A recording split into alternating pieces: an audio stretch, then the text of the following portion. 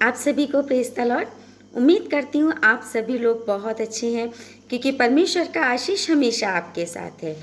तो चलिए हम आगे बढ़ते हैं और आज के वचनों के लिए हम प्रार्थना करते हैं कि आज जो भी वचन आप सुनेंगे, अपने जीवन में लेकर आएंगे, तो आप सभी लोग बहुत सारी आशीषों से भरने वाले हैं। थैंक यू जीसस, धन्यवाद करती हूँ। तो चलिए हम एक छोटी सी प्रार्थना करते हैं। Thank you Jesus, thank you Jesus, धन्यवाद करती हूँ प्यारे परमेश्वर आज के वचनों के लिए। पिता परमेश्वर, जो भी ये वचन सुने पिता परमेश्वर, अपने जीवन में पिता परमेश्वर लाए प्यारे प्रभु, सभी लोग पिता परमेश्वर तेरे आशीष से भर जाएं पिता परमेश्वर। धन्यवाद करती पिता परमेश्वर, इन वचनों के द्वारा प्यारे प्रभु आज सभी के जीवन में बहुत सारी आशीषें आने वाली हैं प्रभु, और धन्यवाद करती पिता परमेश्वर कि तूने ऐसा कर दिया। थैंक यू जीसस, सभी को वचनों के द्वारा आशीष देने के लिए प्यारे प्रभु मैं तुझे धन्यवाद करती हूँ। Thank you Jesus. इस छोटी सी प्रार्थना को प्यारे परमेश्वर तेरे पवित्र और सामर्थी नाम से तेरे हाथों में सौंपती हूँ और मांगती हूँ, आमीन। Thank you Jesus, thank you so much. तो मेरे भाई मेरे बहन, आज के वचनों के द्वारा आप लोग सभी बहुत सारी आशीषों से भरने वाले हैं। तो पूरे वचन को सुनिएगा और बहुत सारी आशीषें क्योंकि आज आपको मिलने वाली हैं। तो देखिएगा कि परमेश्वर ने आपसे आज क्या कहा है। तो चलिए हम निकालते हैं सबसे पहले प्रेरितों के काम में हम लेते हैं 3 का 19। इसीलिए मन फिराओ और लौट आओ कि तुम्हारे पाप मिटाए जाएं, जिससे प्रभु के सम्मुख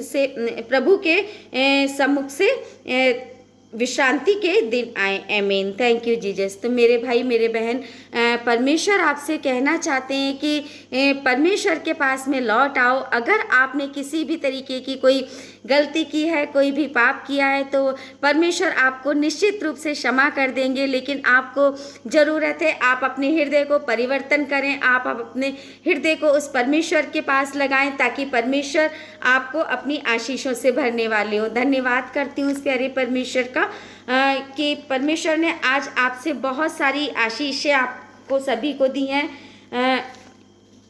तो चलिए हम आगे बढ़ते हैं और हम निकालते हैं यूहन्ना की पुस्तक से हम लेते हैं 10 का 10। मेरे भाई मेरे बहन, मैं आप लोगों को बोलना चाहती हूँ कि जब हमारे जीवन में कोई भी गलत काम होता है तो हो सकता है कि शैतान हमारे जीवन में काम कर रहा हो। आप अपने जीवन को कभी ठीक से अपने मन को झांक करके देखिए कि आप किस रास्ते पर हैं। कहीं आप किसी ऐसे रास्ते पर तो नहीं है कि जहाँ पर परमेश्वर की इच्छा ना हो। कहीं आप ऐसे रास्ते पर तो नहीं है कि आपसे आप अपने आप को आपने बहुत सारे पापों में गिरा रखा हो। तो हो सकता है कि वो आप नहीं चाहते हो, अपने दिल से नहीं चाहते, लेकिन हो सकता है कि शैतान आपके जीवन में काम कर रहा हो। तो मेरे भाई मेरे बहन, हम निकालते हैं यूहन्ना की पुस्तक 10 का 10। चोर किसी और काम के लिए नहीं परंतु केवल चोरी करने और घात करने और नष्ट करने को आता है।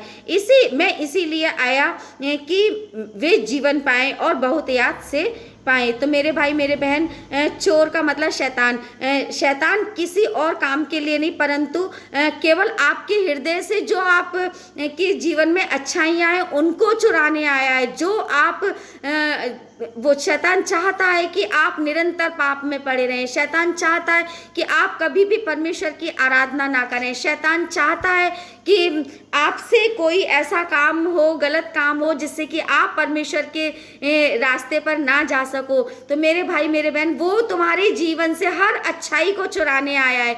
वो आपके जीवन से पापों को करवाता है ताकि आप परमेश्वर के निकट ना जा पाओ। तो मेरे भाई मेरे बहन, क्यों पड़ना है आपको पापों में? आप समझिए कि आपके जीवन में इस समय क्या चल रहा है। हो सकता है कि आज आप बहुत सारी गंदी बातों में हो या बहुत सारी गंदे पापों में हो सकता है आप दिल से नहीं चाह रहे हैं, लेकिन ऐसा हो सकता है कि शैतान आपके जीवन में काम कर रहा है। तो आप परमेश्वर के नाम से, आप यीशु मसीह के नाम से अपने जीवन में से जो भी आपके जीवन में गंदी आदतें, जिन भी पापों में आप पड़े हुए हो, तो आप अपने जीवन की हर गंदगी को, हर परेशानी को, हर दुख को आप आज अपने जीवन से आप परमेश्वर के नाम से हर गंदगी को अपने लाइफ से कैंसिल आउट कीजिए। बोलिए कि आज मैं सारी गलत आदतों को, अपने हर पाप को अपने जीवन से परमेश्वर के नाम से हमेशा के लिए कैंसिल आउट करता हूँ, क्योंकि ये घर मेरे परमेश्वर का मंदिर है, मेरा मन परमेश्वर का मंदिर है,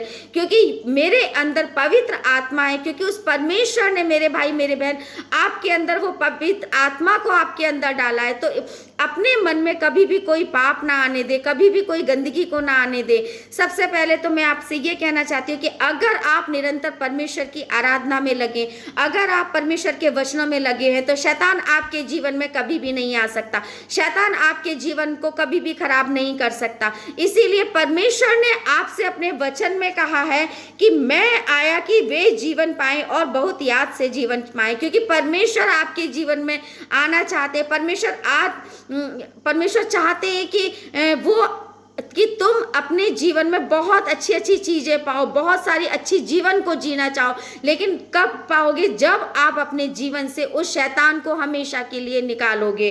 तो मेरे भाई मेरे बहन, जिस तरीके से राजा दाऊद के जीवन में भी परेशानी आई थी, राजा दाऊद ने भी उस परमेश्वर का कहना नहीं माना था, और उसने क्या किया कि राजा होते हुए पर उसने क्या किया, बत्शेबा के साथ में पाप किया। उसने क्या किया कि उसने जिस समय राजा दाऊद के जीवन में सब कुछ अच्छा चल रहा था, सब कुछ अच्छा खासा चल रहा था, परमेश्वर की आराधना भी कर रहे थे, सभी कुछ कर रहे थे, उससे इनसे प्रार्थना भी कर रहे थे, लेकिन अचानक क्या हुआ कि शैतान ने उनके दिल में काम किया, शैतान ने उनके जीवन में काम किया, और शैतान ने ऐसा उनके जीवन में काम किया कि उनका जीवन कुछ टाइम के लिए बिल्कुल ही बदल करके रख दिया। तो मेरे भाई मेरे बहन, जिस समय राजा दाऊद के जीवन में सब कुछ अच्छा चल रहा था, तो बत्शेबा के साथ उसने पाप किया। क्यों किया? क्योंकि शैतान ने उनके जीवन में काम किया,